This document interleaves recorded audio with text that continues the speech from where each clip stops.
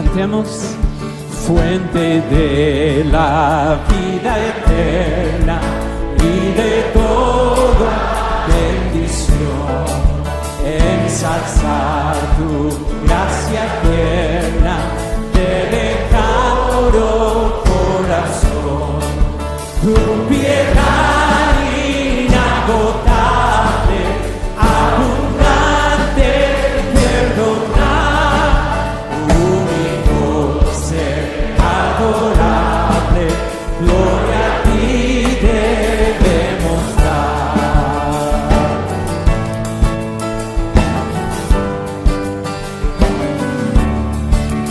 De los cánticos celestes te quisiéramos cantar, entornados por las huestes que quisiste rescatar.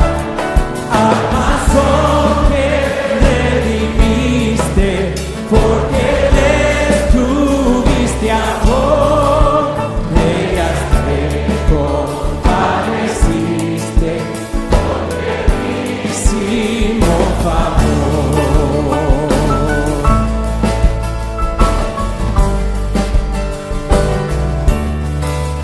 Toma nuestros corazones, llénalos de tu verdad, de tu espíritu de dones y de toda santidad. Guíanos en la obediencia, humildad, amor y fe, nos ampare tu presencia, Salvador propicio ser.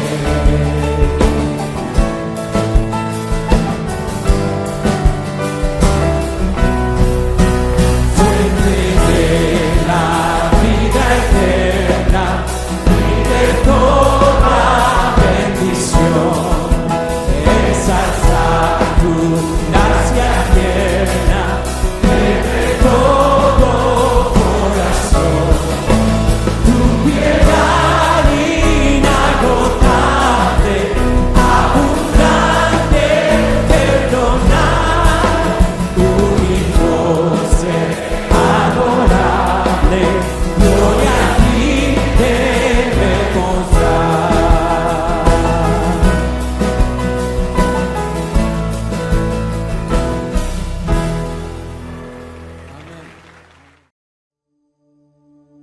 Y al saber que a través del sacrificio de Jesús, tú has abierto, Señor, un camino nuevo y vivo, y que ya no hay obstáculos que nos separen de ti, y podemos estar ante ti, Señor.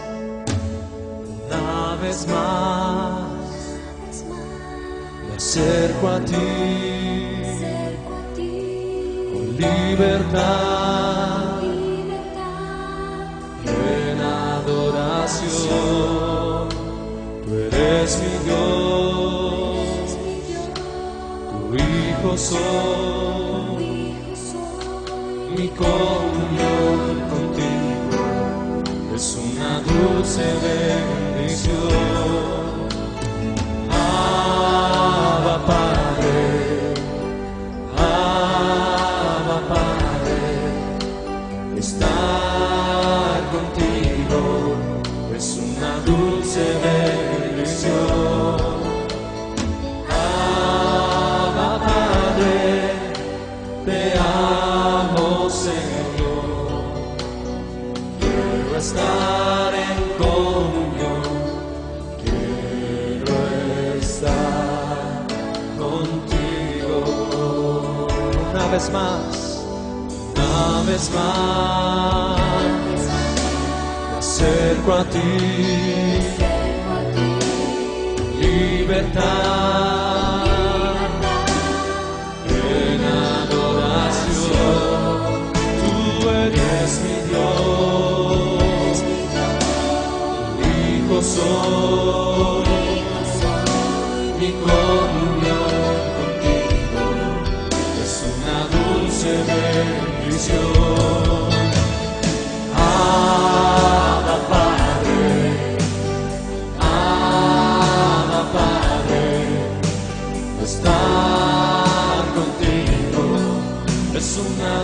dulce bendición. Abba, Padre, te amo, Señor. Quiero estar en comunión, quiero estar contigo. Abba, Padre, cántale. Abba, Padre, Abba, Padre, estar contigo es una dulce bendición. Abba, Padre, te amo, Señor. Quiero estar en comunión, quiero estar contigo. Abba, Padre, Abba, Padre, estar contigo es una dulce bendición. Abba, Padre, te amo, Señor. Quiero estar en comunión, quiero estar contigo.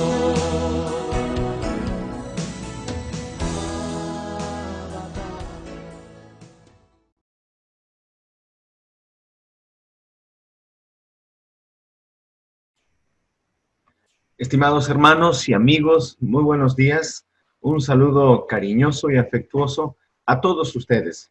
Hoy día domingo es el Día del Señor. Hoy es un tiempo muy especial para poder reunirnos, para tener la Biblia en las manos y para poder abrirla, para leer, para meditar y para reflexionar en el mensaje que Dios tiene para nosotros en esta mañana. Mis hermanos, les invito por favor a abrir sus Biblias en el libro de Apocalipsis, en el capítulo 11. En esta mañana nos corresponde meditar en el capítulo 11 de Apocalipsis.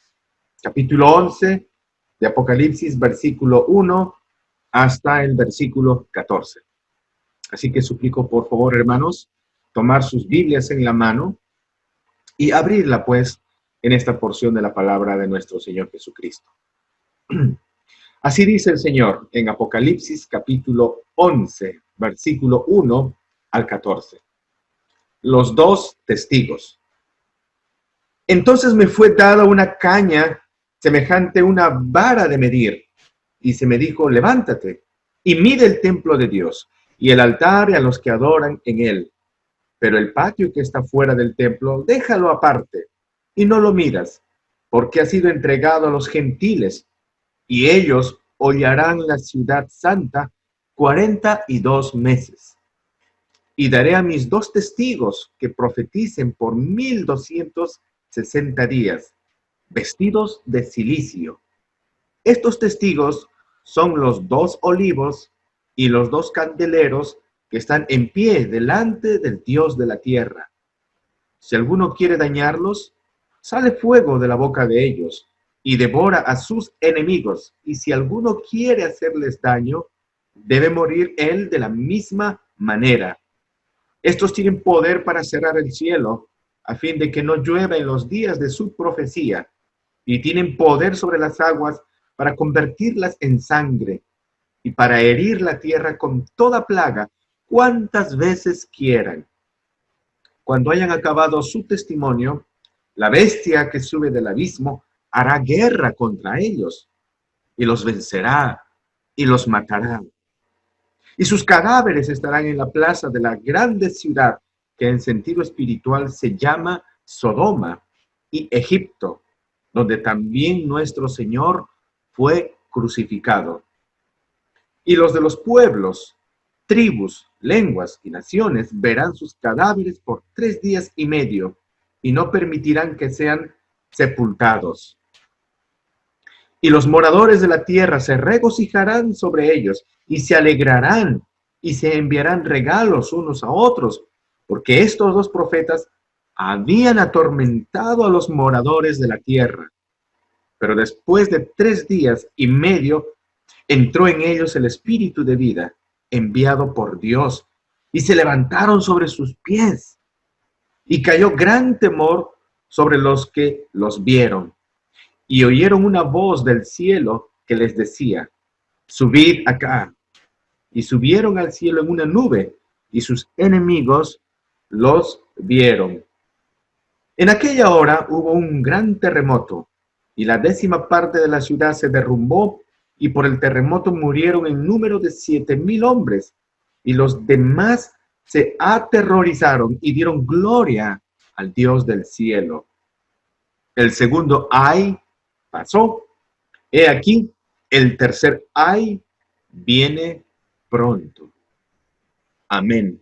Que Dios Todopoderoso pueda grabar su palabra y lo pueda imprimir en nuestros corazones, mis estimados hermanos. Acerquémonos pues al Señor en oración y roguemos que nos dé sabiduría, nos dé entendimiento para poder comprender el mensaje de esta mañana. Oremos.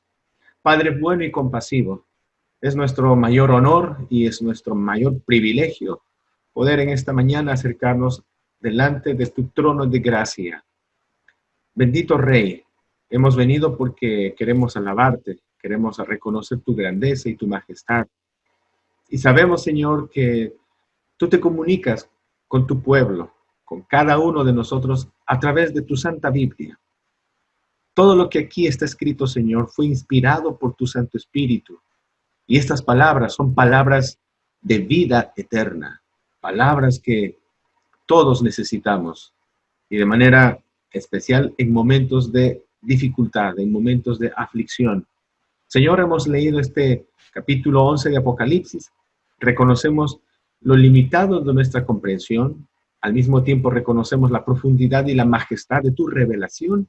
Y pedimos, Padre, que nos des un corazón sencillo, nos des un corazón dispuesto, Señor, y atento a tu palabra. Danos entendimiento, danos sabiduría, amoroso Señor. Permite, Padre, que todos con regocijo y con esperanza podamos guardar y obedecer tu palabra. Enséñanos, Padre. En el nombre de Jesús oramos. Amén. Amén. Mis amados hermanos, el tema que vamos a desarrollar en esta mañana lleva por título Testificando valientemente. Testificando valientemente. El pasaje que acabamos de leer básicamente se centra en el ministerio, en la labor que desarrollan estos dos testigos que Apocalipsis capítulo 11 nos está presentando. Pero ¿quiénes son estos dos testigos? ¿Quiénes son estas dos personas que van a anunciar el mensaje de Dios? Y para eso es importante recordar que el tema de esta mañana es testificando valientemente, porque estos dos testigos se presentan y de manera valiente presentan la verdad de Dios. Entonces el título de nuestra meditación es Testificando valientemente. Y lo vamos a dividir en 4 segmentos, nuestra meditación, en 4 segmentos. En primer lugar, del versículo 1 al versículo 2, nosotros tenemos el pueblo de Dios protegido. En primer lugar, la Biblia nos enseña en esta sección que Dios conoce y protege a su pueblo. Número 1. En segundo lugar, estaremos meditando en la urgencia de anunciar la palabra de Dios, la urgencia de predicar la palabra de Dios. Versículos 3 al versículo 6. Número 3, la oposición frente a la palabra de Dios, la oposición a la palabra de Dios. Versículo 7 al versículo 10 desarrolla esta parte. Y el último segmento, el cuarto, la advertencia del juicio de Dios, la advertencia del juicio de Dios. Versículo 11 al versículo 14. Así que, mis hermanos, acompáñenme en el desarrollo de nuestra meditación. En primer lugar, el pueblo de Dios es protegido. El pueblo de Dios es protegido. Dios conoce a los que son suyos. Si hay una enseñanza que realmente nos llena de esperanza, si hay una enseñanza que nos anima en momentos de aflicción, es la promesa que Dios nos hizo. He aquí, yo estoy con vosotros todos los días hasta el fin del mundo.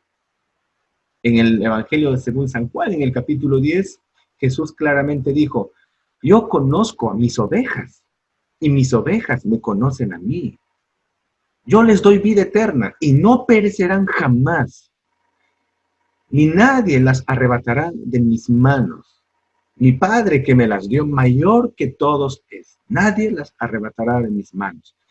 La promesa de nuestro Señor es su compañía y su protección. Ese es el primer punto que yo quiero considerar con ustedes en nuestra meditación. Apocalipsis capítulo 11, versículo 1 al versículo 2 dice, entonces me fue dada una caña semejante a una vara de medir. Aquí está el apóstol Juan contándonos lo que él ha visto. Valga la redundancia, en visión. Vuelvo a leer. Entonces me fue dada una caña semejante a una vara de medir. Y se me dijo, levántate y mide. Aquí hay una voz que le dice a Juan que tome las medidas de tres cosas, básicamente. Número 1, Juan dice, tiene que medir, mide el templo de Dios y el altar y a los que adoran en él. Mide. Es decir, la voz le está ordenando que delimite el área, que separe básicamente el área del templo, y en el versículo 2 claramente nos dice, pero el patio que está fuera del templo, déjalo aparte y no lo midas, porque ha sido entregado a los gentiles y ellos hollarán la ciudad santa 42 meses. Mis hermanos, hay que recordar que aquí principalmente estamos en el año 95, 96 del primer siglo. Y en ese año, en esa época, el templo de Jerusalén ya no existe. Por historia universal sabemos que en el año 70 los romanos conquistaron Jerusalén y destruyeron el templo. Ya no existe el templo. Entonces, ¿qué significa eso que a Juan se le ordena que mida el templo si el templo ya no existe? ¿Qué significa básicamente medir el templo? Y esta orden que Juan tiene su antecedente en el Antiguo Testamento, en el libro del profeta Zacarías, en el capítulo 2, versículo 1 y versículo 2. Y lo vamos a leer para poder comprender este mandato que Juan está recibiendo. Zacarías, capítulo 2, versículo 1 al 2, dice así. Alcé después mis ojos y miré, y he aquí un varón que tenía en su mano un cordel de medir. Y le dije, ¿a dónde vas? Y él me respondió, a medir a Jerusalén, para ver cuánta es su anchura y cuánta su longitud. Aquí vemos al profeta Zacarías teniendo una visión donde una persona, un varón, según él narra, va a medir. ¿Qué es lo que va a medir? Va a medir a la ciudad de Jerusalén. Obviamente, esa medición es una medición simbólica. En Apocalipsis capítulo 21, versículo 15, vamos a buscar también Apocalipsis 21, 15, también nos habla algo de esta medida. Dice así, Apocalipsis 21, 15. El que hablaba conmigo tenía una caña de medir, de oro, para medir la ciudad, sus puertas y su muro. Amados hermanos, cuando la Biblia habla de medir aquí, de tomar las medidas, básicamente está enfocándose en el conocimiento que Dios tiene de su pueblo. Medir significa que Dios conoce, que Dios sabe cómo está su pueblo, que Dios conoce a su pueblo. Por eso, aquí cuando dice, levántate y mide el templo de Dios, recordemos que el templo en Jerusalén ya no existe. Entonces, ¿a qué se refiere el Señor cuando dice el templo de Dios? Aquí la referencia es a la iglesia del Señor. Recuerden que antiguamente la presencia de Dios moraba en medio del templo de Jerusalén.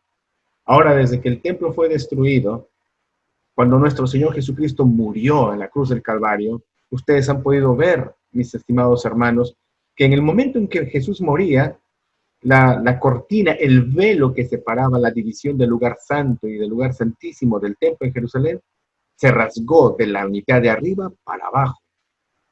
Y ese acto de rasgar significaba que el acceso ahora es posible para el creyente ante la misma presencia de Dios por la obra de Cristo Jesús. Entonces, años después, 40 años después, en el año 70, el templo fue destruido. Por esa razón, incluso el apóstol Pablo, cuando habla de la iglesia, cuando habla del templo, afirma que los creyentes, que la iglesia es el templo de Dios. Entonces aquí, la palabra del Señor nos está hablando de, básicamente, el templo viene a ser la iglesia del Señor Jesucristo. Entonces, cuando dice, mire el templo de Dios, lo que está diciendo aquí es, yo conozco a mi pueblo, yo conozco a mi gente, yo conozco a mi iglesia. Luego el texto, en el versículo 1 dice, levántate y mire el templo de Dios y el altar. El altar al cual hace referencia aquí, no es el altar del sacrificio donde quemaban a las ovejas, a los bueyes, a los carneros. Cada vez que el pueblo judío cometía pecados, siempre, según la ley de Moisés, tenía que ofrecer holocaustos a Dios en el altar del sacrificio. Pero ese altar del sacrificio estaba en el patio. Aquí, cuando habla de altar, se está refiriendo al altar del incienso, que simboliza las oraciones de la iglesia. Entonces, Dios, básicamente aquí, conoce a la iglesia y Dios escucha las oraciones de su pueblo. Eso es muy importante, amados hermanos, recalcar. Entonces, Dios realmente ama a su pueblo, protege a su iglesia, escucha las oraciones de su pueblo.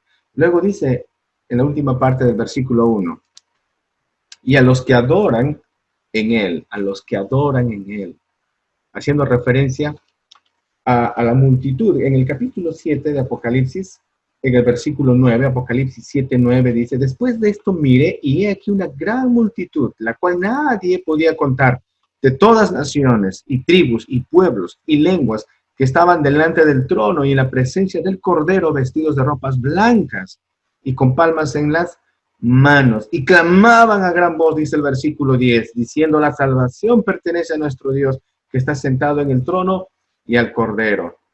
Entonces el versículo 1, mis amados hermanos, nos está explicando que Dios conoce a su iglesia, Dios conoce a su pueblo, Dios escucha atentamente a su pueblo, tiene interés en escuchar a sus hijos, y Dios conoce a todos aquellos que de verdad, de corazón y en espíritu y en verdad, le adoran a Él. Pero no solamente eso, según el versículo 2, el Señor le dijo a Juan que se abstenga de medir el patio que está fuera del templo. Dice, pero el patio que está fuera del templo, déjalo aparte y no lo midas, porque ha sido entregado a los gentiles y ellos hollarán la santa ciudad 42 meses. Ahora, esto nos enseña claramente que Dios conoce quiénes son suyos, y a ellos el Señor los va a medir, a ellos el Señor va a pasar revista, pero va a excluirlos de aquellos que no conocen al Señor, de aquellos que superficialmente, religiosamente le adoran a Dios. Por ejemplo, amados hermanos, aquí en el libro de Isaías, capítulo 29, versículo 13, Isaías 29, 13 dice pues el Señor, porque este pueblo se acerca a mí con su boca, y con sus labios me honran, pero su corazón está lejos de mí, y su temor de mí no es más que un mandamiento de hombres que les ha sido enseñado. Entonces Dios separa a su pueblo. Dios establece una clara división entre su verdadero pueblo y los que le adoran solamente de labios para afuera. Aquellos que viven religiosamente, pero no tienen un compromiso decidido de todo corazón con el Señor Dios Todopoderoso. Y no quieren arrepentirse, pese a las advertencias que el Señor da. Esto, por ejemplo, podemos ver en Apocalipsis 9, 20 y 21, donde dice, Apocalipsis 9, 20, y los otros hombres que no fueron muertos con estas plagas, ni aún así se arrepintieron de las obras de sus manos, y escuchen esto, ni dejaron de adorar a los demonios y las imágenes de oro, de plata, de bronce, de piedra, de madera, los cuales no pueden ver, ni oír, ni andar. Versículo 21, y no se arrepintieron de sus homicidios, ni de sus hechicerías, ni de su fornicación, ni de sus hurtos. Claramente, El Señor Jesucristo conoce quiénes son de Él y conoce quiénes son aquellos que no le pertenecen a Él. En 1 de Juan, capítulo 2, 19, el apóstol Juan en su carta decía que hay un grupo de personas que estuvieron dentro de la iglesia, pero no fueron consecuentes con el Señor. No fueron leales al Señor, se apartaron. Juan dice, salieron de nosotros porque no eran de nosotros, porque si hubieran sido parte de nosotros, habrían permanecido. 1 de Juan, capítulo 2, versículo 19. Entonces, mis amados hermanos, Dios conoce a la iglesia. ¿Y qué significa todo esto? En primer lugar, significa que Dios va a proteger espiritualmente a su iglesia. Y esto no quiere decir, amados hermanos, que la iglesia va a ser exonerada de persecuciones, va a ser exonerada de dificultades y de adversidades. Todo lo contrario. Históricamente sabemos cómo la iglesia padeció persecución y sufrimiento, empezando desde el Señor Jesucristo. Él murió en la cruz. Continuando la historia de los apóstoles, cada uno de los apóstoles del Señor murió martirizado. Y si hacemos un recuento de toda la historia hasta la época, los seguidores del Señor Jesucristo de una u otra manera han padecido por su lealtad y su fidelidad al Señor. Por eso dice claramente la Biblia, en el versículo 2, porque ha sido entregado a los gentiles y ellos hollarán la ciudad santa 42 meses. Ha sido entregada a los gentiles y ellos hollarán la ciudad santa. Cuando hace referencia a la ciudad santa, básicamente ese término ciudad santa se está refiriendo a la iglesia. Hay que recordar que en ese momento Jerusalén había sido saqueada, había sido destruida. Entonces Juan, cuando habla ciudad santa, que va a ser hollada, o sea, va a ser pisoteada por los gentiles, por los que no conocen al Señor Jesucristo, está hablando de la iglesia y del sufrimiento que va a atravesar la iglesia. ¿Cómo podemos entender esto? Revisen conmigo, amados hermanos, Apocalipsis capítulo 21, versículo 2. Apocalipsis capítulo 21, versículo 2. Dice así, y yo, Juan, vi la santa ciudad, la nueva Jerusalén, descender del cielo de Dios, dispuesta como una esposa ataviada para su marido. Y en el mismo capítulo de Apocalipsis 21, en el versículo 10 dice, y me llevó en el espíritu a un monte grande y alto y me mostró la gran ciudad santa de Jerusalén que descendía del cielo de Dios. Entonces, amados hermanos, a la iglesia se la llama de manera simbólica la ciudad santa. ¿Por qué? Porque es en ese lugar que Dios ha decidido vivir, ha decidido morar. Dios vive y mora con su pueblo. Recuerden que en Hechos capítulo 2, cuando llegó la promesa del Espíritu Santo, el templo no fue lleno del Espíritu Santo. Jerusalén, la ciudad, no fue llena del Espíritu Santo, sino fueron los discípulos del Señor, los apóstoles, los que recibieron la llenura del Espíritu Santo. A partir de ese momento, entonces, hasta que el Señor Jesucristo regrese por segunda vez, el Señor está viviendo a través de su Santo Espíritu en su pueblo, en su iglesia. Y esto le da valor, pues, a la iglesia. Le da la seguridad de la protección y el respaldo de Dios a pesar de las adversidades. El Señor promete proteger a su pueblo, a pesar de las dificultades. La muerte no puede tocar el espíritu. Pero ¿por qué el Señor va a proteger a su pueblo? Ahora, aquí nos habla de fechas. Básicamente dice que los gentiles van a pisotear, van a hollar la santa ciudad 42 meses. Recordemos, hermanos míos, que Apocalipsis es un libro lleno de símbolos. Entonces, esto no podemos entenderlo literalmente, sino simbólicamente. ¿Y qué quiere decir ese tiempo? Bien, ese tiempo básicamente significa el rango, el espacio de tiempo desde la ascensión de Jesús hasta su segunda venida. Todo ese tiempo es el tiempo en el que la iglesia va a recibir la protección y el respaldo del Señor aquí en la tierra, aunque pase dificultades y aunque pase adversidades. Vamos a pasar al segundo punto de nuestra meditación. La urgencia de predicar la palabra, la urgencia de predicar. Si la iglesia va a estar protegida y si la iglesia va a gozar del respaldo de Dios, ¿cuál es la tarea que Dios ha dejado a la iglesia? ¿Cuál es la tarea que Dios nos ha dejado a nosotros los cristianos? Del versículo 3 al versículo 6 dice, y daré a mis 2 testigos que profeticen por 1260 días vestidos de cilicio. Estos testigos son los 2 olivos y los 2 candelabros que están en pie delante del Dios de la tierra. Aquí nos habla de 2 testigos. Algunos estudiosos han mencionado que esos 2 testigos son el profeta Elías del Antiguo Testamento y Moisés. Pero básicamente, amados hermanos, no es ni el profeta Elías ni Moisés quienes se presentan aquí como esos 2 testigos. ¿Por qué razón? Porque si se fijan en el versículo 9, dice que estos 2 testigos van a predicar por todo el mundo, dice el 9. Y los de los pueblos, tribus, lenguas y naciones verán sus cadáveres por 3 días y medio y no permitirán que sean sepultados. Vuelvo a decir, aquí hace referencia a los pueblos, tribus, lenguas y naciones. Obviamente 2 personas no van a poder abarcar todo el globo terráqueo. Entonces, no es literal cuando la Biblia habla de los 2 testigos. Esto también es un simbolismo. Los 2 testigos son un símbolo, pero ¿símbolo de qué?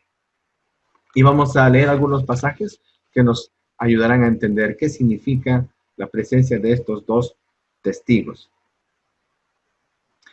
En primer lugar, recordemos, mis hermanos, que cuando Jesús empezó su ministerio aquí en la tierra, nuestro Señor Jesucristo escogió a sus apóstoles. Y la Biblia claramente enseña que Jesús mandó a predicar a diferentes pueblos a sus discípulos en una ocasión y los envió de 2 en 2. Dice esto en Marcos capítulo 6, versículo 7. Marcos 6, 7. Dice: después llamó a los 12 y comenzó a enviarlos de 2 en 2. Vuelvo a repetir. Marcos 6, 7. Después llamó a los 12 y comenzó a enviarlos de 2 en 2. Yo quiero que noten este punto en particular. Jesús envía a sus discípulos jamás a uno solo, de 2 en 2. En el tiempo de los apóstoles también caminaban siempre predicando la palabra de Dios de 2 en 2. En Hechos capítulo 3 dice lo siguiente: Pedro y Juan subían juntos al templo. Pedro y Juan subían juntos al templo a la hora novena, la de la oración. Esto es muy importante. Y otro detalle importante también: el veredicto final, en cualquier juicio en el ámbito judío, el veredicto final se confirmaba por el testimonio, escuchen esto, hermanos, por el testimonio de 2, mínimo 2 testigos o 3 testigos. Deuteronomio 17:6 dice esto, es importante. Deuteronomio 17:6. Por dicho de 2 o 3 testigos morirá el que hubiere de morir. No morirá por el dicho de un solo testigo, hablando de un juicio. Y nuestro Señor Jesucristo lo recalca en Juan 8:17. Juan 8:17 dice: y en vuestra ley está escrito que por el testimonio de 2 hombres, que el testimonio de 2 hombres es verdadero. Entonces, con esto nos damos cuenta, mis hermanos, que los testigos, estos 2 testigos que menciona Apocalipsis 11, representan a la iglesia de Cristo en su labor y en su tarea de anunciar, de predicar el evangelio y de llamar a la sociedad al arrepentimiento, de llamar a la sociedad a acercarse a Dios Todopoderoso. Entonces es un simbolismo esto. Y cuando la Biblia nos menciona que estos 2 testigos andan vestidos de cilicio, que son ropas ásperas, de pieles de camello, de macho cabrío, realmente ásperos, ese tipo de ropa se usaba cuando la persona estaba en luto o de duelo. También esa ropa lo usaban los profetas cuando querían llamar a la nación al arrepentimiento, cuando predicaban advertencias de parte de Dios. Entonces, el hecho de que estos 2 testigos, que son símbolos de la iglesia, símbolos de la predicación que hace la iglesia de la palabra de Dios, el hecho de que estén vestidos de cilicio quiere decir que hay una llamada urgente. Esta es una advertencia. La iglesia está entonces predicando la palabra de Dios y está advirtiendo. Esa es la labor de la iglesia, mis estimados hermanos. Esa es la labor de todos nosotros, de advertir a la sociedad que no vivan dándole la espalda a nuestro Señor. Ahora, del versículo 4 al versículo 5, vemos que el Señor les da poder a estos dos testigos. Simbólicamente, representan a la iglesia. Dios da el poder. Ahora, cuando leemos claramente en el versículo 5, dice, si alguno quiere dañarlos, sale fuego de la boca de ellos y devora a sus enemigos. Y si alguno quiere hacerles daños, no debe morir él de la misma manera. Versículo 6, estos tienen poder de cerrar el cielo a fin de que no llueva en los días de su profecía. Y tienen poder sobre las aguas para convertirlas en sangre y para herir la tierra con toda plaga cuantas veces quieran. Aquí nos hablan del poder del fuego que sale de la boca de ellos, en clara alusión al Antiguo Testamento, al profeta Elías. Pero obviamente, vuelvo a decirles, no significa que cada cristiano o la iglesia va a tener fuego y va a consumir a la gente que no escucha la palabra de Dios, de ninguna manera. Lo que quiere decir es que la palabra que va a predicarse, la Biblia que se va a exponer, la palabra del Señor, tiene el poder suficiente para penetrar al corazón de las personas. Tiene el poder suficiente como fuego purificador para escudriñar los más profundos pensamientos de la persona. La palabra de Dios tiene poder para convencernos de nuestras maldades, para convencernos del mal proceder de nuestro camino y para llevarnos al arrepentimiento. La palabra de Dios tiene poder para darnos el nuevo nacimiento. Conocemos a Dios por su palabra. Y en el versículo 6, cuando habla del poder para cerrar el cielo, la lluvia del cielo, cuando habla de poder para convertir las aguas en sangre, eso también es clara alusión al profeta Elías y a Moisés y la plaga del río Nilo que se convierte en sangre. Pero el punto aquí es que Elías pudo detener, orando a Dios, pudo detener las lluvias, orando a Dios. Moisés pudo hacer el milagro de convertir el río Nilo en sangre, las aguas del Nilo en sangre, en base a oración. ¿Qué quiere decir entonces la Biblia aquí? Simbólicamente nos está hablando de que la tarea de la iglesia es testificar de Dios, anunciar de Dios, advertir a nuestra comunidad, a nuestra sociedad, del peligro al cual se está lanzando si no tiene a Cristo en su corazón. Y tenemos el poder de la oración. El poder de la oración. En tercer lugar, pasemos al tercer punto de nuestra reflexión. La oposición a la palabra de Dios. Del versículo 7 al versículo 10 nos habla de esta oposición. Versículo 7 dice, cuando hayan acabado su testimonio, la bestia que sube del abismo, la bestia que sube del abismo, esta es una representación del anticristo, del espíritu del anticristo. Dice, hará guerra contra ellos y los vencerá y los matará. Vuelvo a repetir, cuando haya acabado su testimonio. Quiere decir que llegará un tiempo en el que la iglesia habrá concluido su labor, su tarea de predicar la verdad de Cristo Jesús. Habrá llegado el tiempo en que se culminará el llamado al arrepentimiento.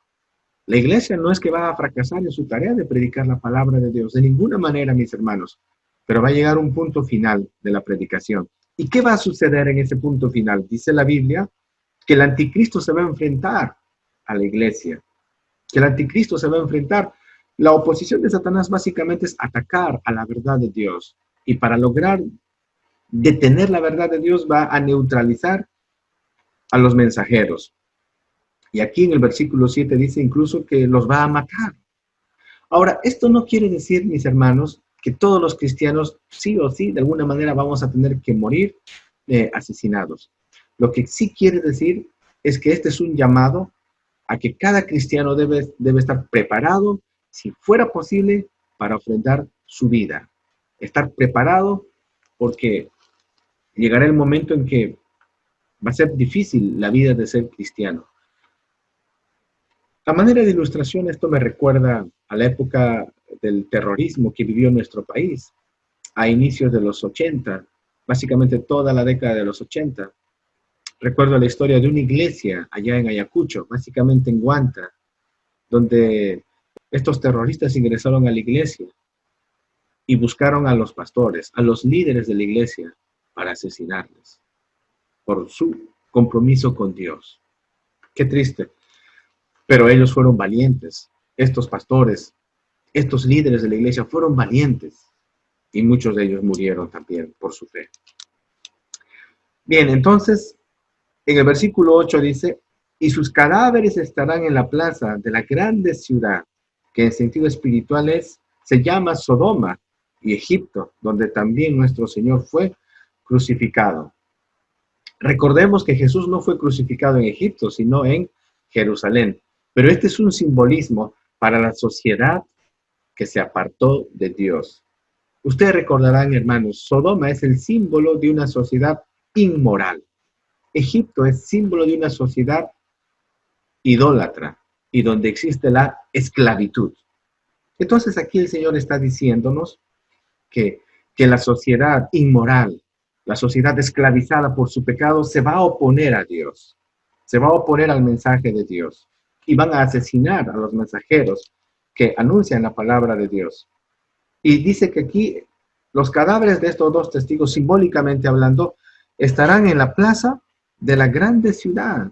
Ahora, cuando habla de la grande ciudad, ¿de qué está hablando, mis hermanos? En el punto número 3. Apocalipsis capítulo 14, versículo 8, dice algo importante. Apocalipsis 14, 8.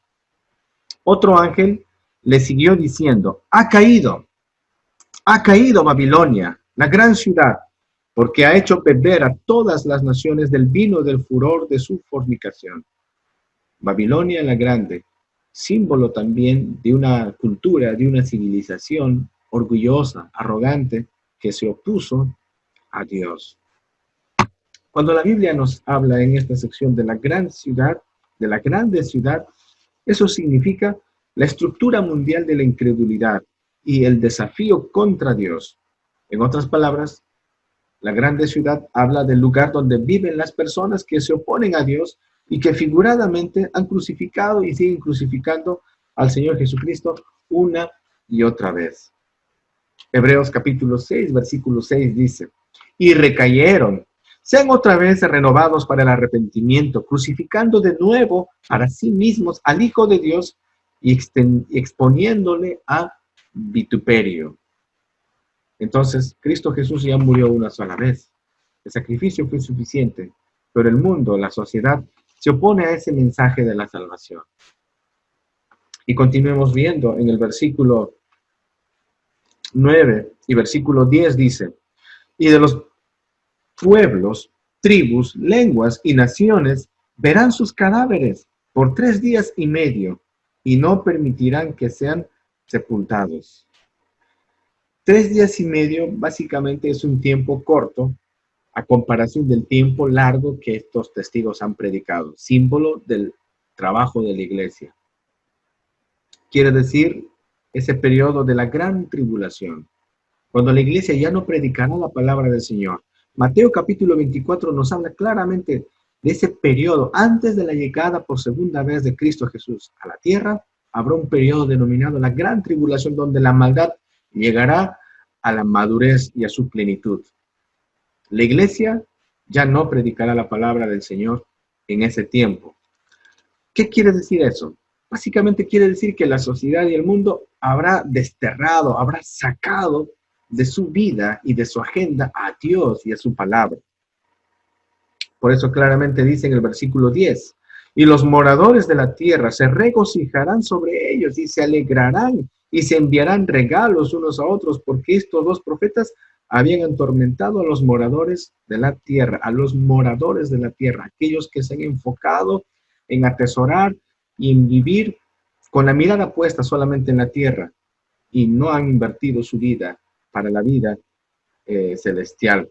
Entonces dice que estos moradores se van a alegrar, incluso van a llegar al punto de felicitarse entre ellos, obsequiarse cosas, celebrando que ya el mensaje de Dios no está con ellos. Básicamente ellos van a celebrar que por fin se deshicieron de lo incómodo que era el mensaje, porque eso es verdad, mis amados hermanos.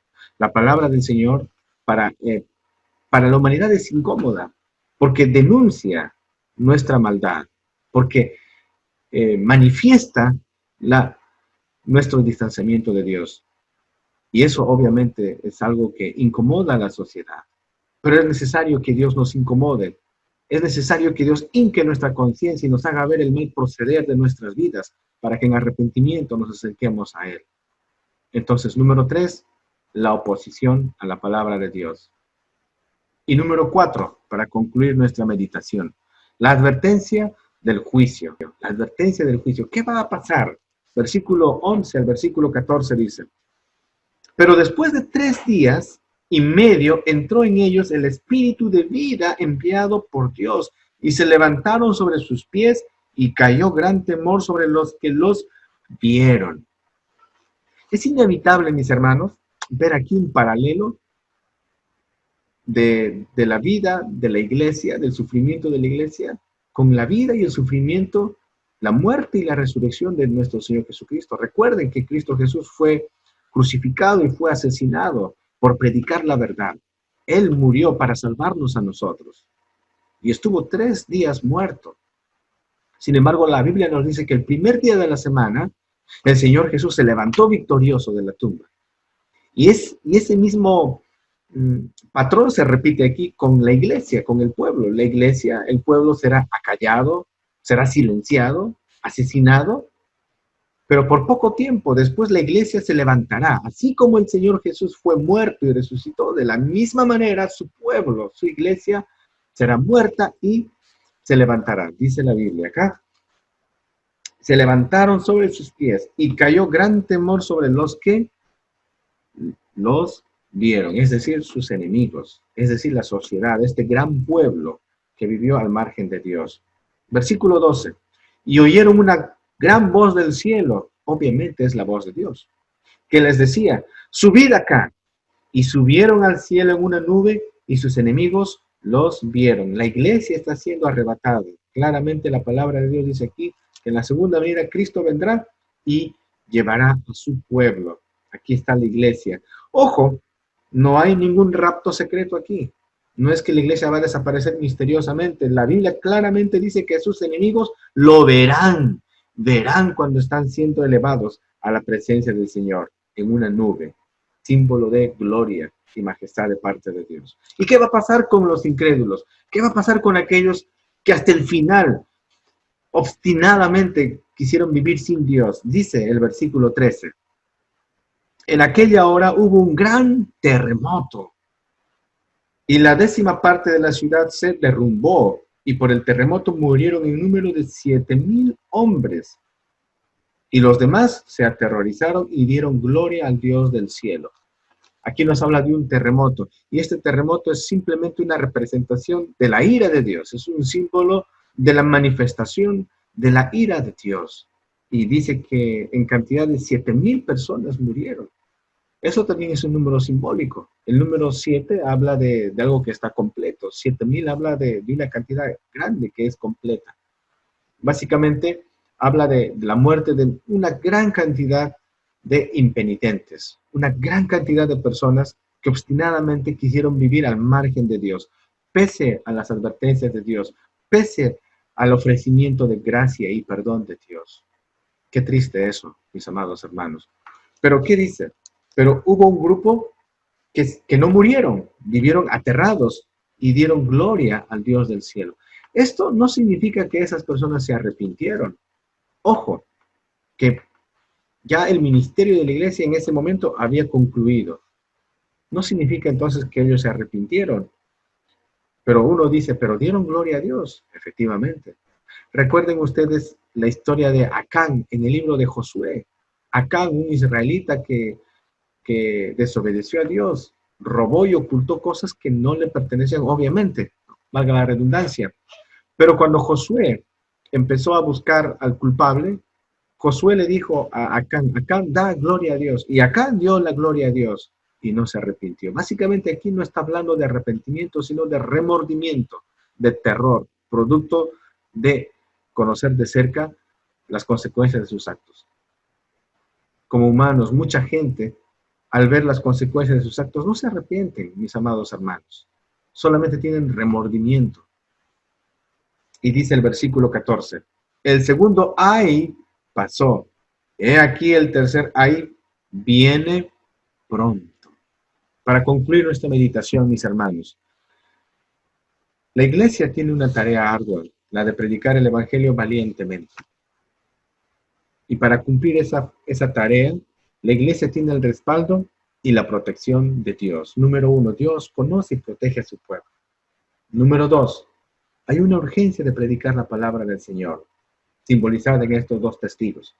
Número 3, hay una oposición fuerte a la palabra de Dios, simbolizada por la gran ciudad, por los pueblos, tribus y nación. Gente que escuchando la palabra de Dios decidió taparse los oídos y no querer acercarse a Cristo Jesús. Y número 4, hay una advertencia de parte de Dios. La iglesia resulta siempre victoriosa y triunfante. Pero hay una advertencia de parte de Dios. Mis estimados hermanos, mis estimados oyentes, este mensaje básicamente es para nosotros.